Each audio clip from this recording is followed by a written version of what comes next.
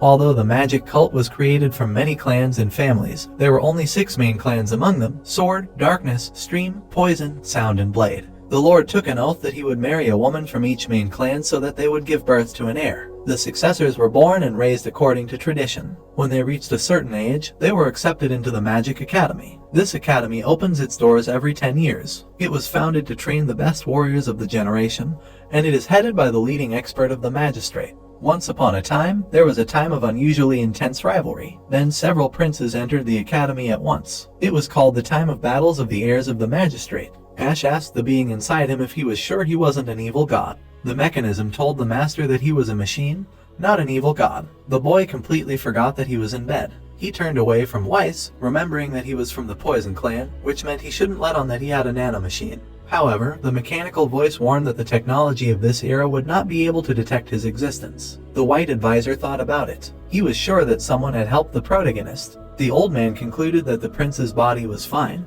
but he was still going to prescribe a tonic to help restore energy. James thanked the doctor with great joy. James noticed Weiss heading for the door with the intention of leaving, and expressed a desire to see him off. The old man replied that it was not worth it, and asked him to stay with the prince. The white advisor left the building and thought about it. It seemed very strange to him how a person could change so much. Long ago, when Ash was still a child, Weiss was sure that they would simply get rid of him, given his weak body and lack of knowledge of martial arts. Now, taking into account the state of his physiology, the old man believed that the protagonist had more potential to learn the arts than other princes. The doctor turned around the house. He remembered that Ash was still the illegitimate son of the Lord, but he also admitted that the boy was simply pretending to be indifferent to all this, but at the same time he was actively delving into everything. The white advisor clasped his hands behind his back. He decided that if the Lord secretly helped him, then in that case he simply did not need to advertise it. The old man concluded that the newly opened academy would be noisy. The prince, lying in bed, sighed in relief, since he did not think Weiss understood anything.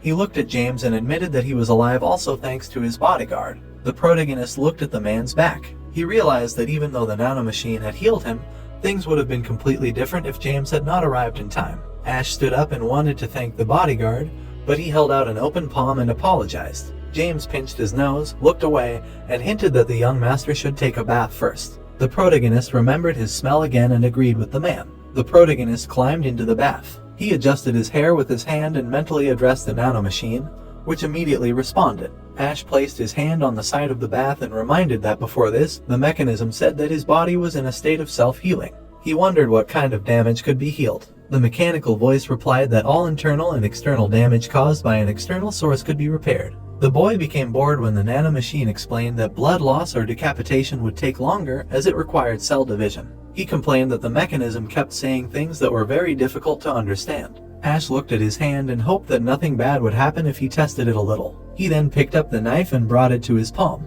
The protagonist cut his hand and winced in pain. The nanomachine announced the activation of a self-healing state in his left palm from the knife wound. The prince looked at his recently injured palm in surprise. The cut had already healed, only a little blood remained. After that, the guy found that it had stopped too. Ash abruptly slid into the water, splashing it around him. The protagonist sank into the water up to his nose. He admitted to himself that, seeing it with his own eyes, it was hard to believe. But now he knew how it worked. Continuing to sit like that in the bathhouse, the protagonist asked the nanomachine if it was true that he would be able to use all the functions described in the information that it had previously transferred to his head. The mechanism confirmed that its owner was able to use everything specified in the instructions. The guy was happy with this answer. He decided to test them after the bath. Ash came out of the bath and could not help but notice his gorgeous body. The prince wrapped himself in a towel and dried himself with another. He looked at himself and thought that this did not make any sense. He did not understand how his body could be so muscular and fit. The guy believed that the nanomachine did this too, and he was not mistaken, since the mechanism really did rebuild his body. An old maid came and said that she was here to dress Ash. The protagonist tore himself away from his thoughts about muscle rebuilding and allowed the old woman to begin. The nanomachine noted that although science knows that it is impossible to create something from nothing, there is nothing difficult in rebuilding an existing body part. The prince spread his arms to the sides while the maid tied his belt. The guy listened to the mechanism and realized that this choice of words is beyond his understanding. He admitted that when he listened to the nanomachine, he had the impression that everything he had learned before was completely meaningless, although he tried very hard to learn. The protagonist thought about it and asked the mechanism for permission to call him Nano instead of his long name. Nano immediately registered the new name. The prince sadly noted that he was not fun to be around. Ash came to his office and began to think about what to do. His inner voice suggested that he find a book and flip through the pages. The guy stood in front of the cabinet and clarified whether it was true that he only needed to flip through it. Nano confirmed it. Ash took one of the books from the shelf.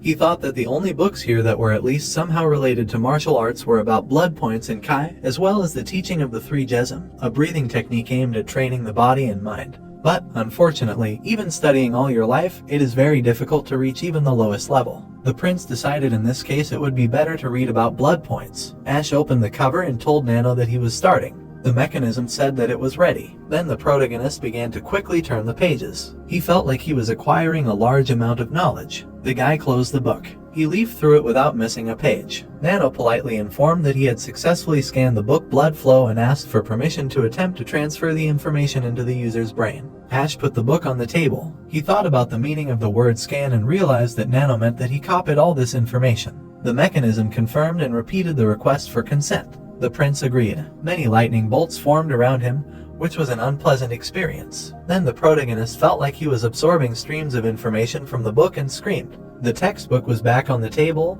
on which Ash placed his sparkling hands. He breathed heavily and covered his mouth with his hand. Nano promised that he would soon get used to it. The prince removed his hand from his mouth. He asked if the mechanism cared about him. The nanomachine replied that it was simply postulating a fact. The boy concluded that Nano was emotionless and had no emotions at all. He sat down at the table and asked what he should do now. The mechanical voice replied that if the master wanted to apply the knowledge he had acquired, he should simply think about a certain topic for it to appear. The prince rested his cheek on his hand and thought about the blood spots. He began to explain that blood points play an important role in the blood circulation of the human body and can also be simply called blood. He knew that there are two types of points, one that paralyzes and one that can kill, and what will definitely happen if you poke the paralysis point with the human body. Ash abruptly opened his eyes as the realization came to him. The protagonist laughed, not understanding how this was possible. He considered it crazy because it was not just memorization. On the contrary, he could fully understand the content.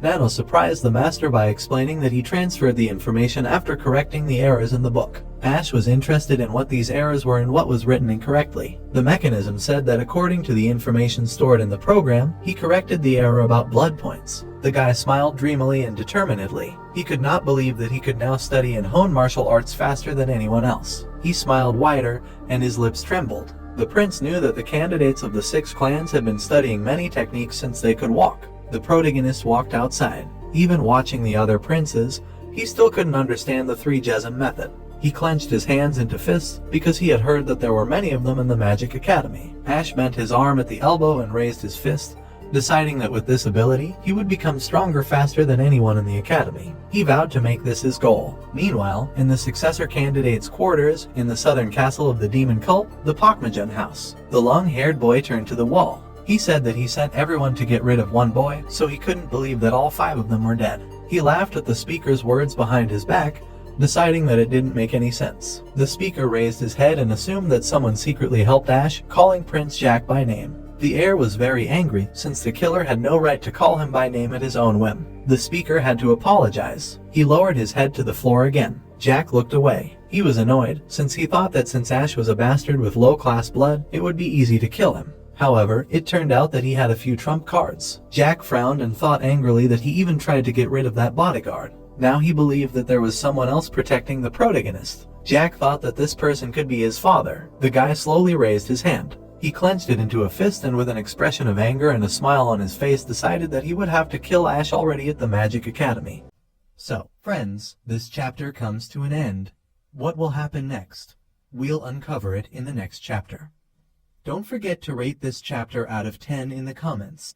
We'll see you in the next video. Until then, take care and goodbye. Don't forget to like the video and subscribe to the channel.